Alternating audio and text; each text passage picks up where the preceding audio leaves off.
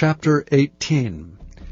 And David numbered the people that were with him, and set captains of thousands, and captains of hundreds over them. And David sent forth a third part of the people under the hand of Joab, and a third part under the hand of Abishai the son of Zeruiah, Joab's brother, and a third part under the hand of Ittai the Gittite. And the king said unto the people, I will surely go forth with you myself also. But the people answered, Thou shalt not go forth. For if we flee away, they will not care for us, neither if half of us die will they care for us. But now thou art worth 10,000 of us. Therefore now it is better that thou succor us out of the city. And the king said unto them, What seemeth you best I will do. And the king stood by the gate side, and all the people came out by hundreds and by thousands. And the king commanded Joab and Abishai and Ittai, saying, Deal gently for my sake with the young man, even with Absalom. And all the people heard when the king gave all the captains charge concerning Absalom. So the people went out into the field against Israel, and the battle was in the wood of Ephraim, where the people of Israel were slain before the servants of David, and there was there a great slaughter that day of 20,000 men. For the battle was there scattered over the face of all the country, and the wood devoured more people that day than the sword devoured. And Absalom met the servants of David, and Absalom rode upon a mule, and the mule went under the thick boughs of a great oak, and his head caught hold of the oak, and he was taken up between the heaven and the earth, and the mule that was under him went away. And a certain man saw it, and told Joab, and said, Behold, I saw Absalom hanged in an oak. And Joab said unto the man that told him, And behold, thou sawest him, and why didst thou not smite him there to the ground? And I would have given thee 10 shekels of silver and a girdle. And the man said unto Joab, Though I should receive 1,000 shekels of silver in mine hand, yet would I not put forth mine hand against the king's son. For in our hearing the king charged thee and Abishai and Ittai, saying, Beware that none touch the young man Absalom. Otherwise I should have wrought falsehood against mine own life. For there is no matter hid from the king, and thou thyself wouldst have set thyself against me. Then said Joab, I may not tarry thus with thee. And he took 3 darts in his hand, and thrust them through the heart of Absalom, while he was yet alive in the midst of the oak. And 10 young men that bare Joab's armor compassed about, and smote Absalom, and slew him.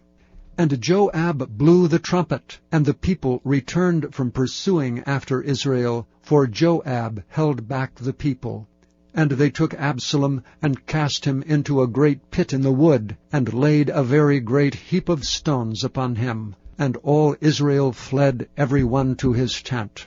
Now Absalom in his lifetime had taken and reared up for himself a pillar, which is in the king's dale, for he said, I have no son to keep my name in remembrance. And he called the pillar after his own name, and it is called unto this day Absalom's place.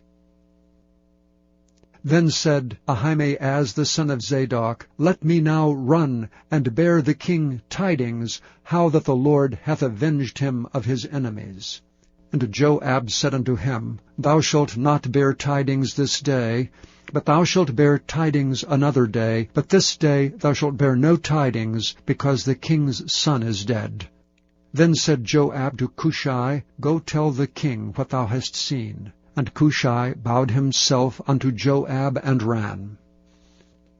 Then said Ahimaaz the son of Zadok yet again to Joab, But howsoever let me, I pray thee, also run after Cushai. And Joab said, Wherefore wilt thou run, my son, seeing that thou hast no tidings ready? But howsoever, said he, let me run. And he said unto him, Run. Then Ahimaaz ran by the way of the plain, and overran Cushai. And David sat between the 2 gates, And the watchman went up to the roof over the gate unto the wall, and looked up his eyes, and looked, and behold, a man running alone.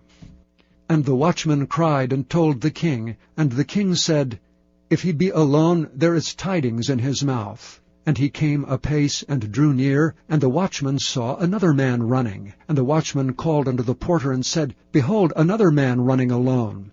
And the king said, He also bringeth tidings. And the watchman said, Methinketh the running of the foremost is like the running of Ahimaaz the son of Zadok.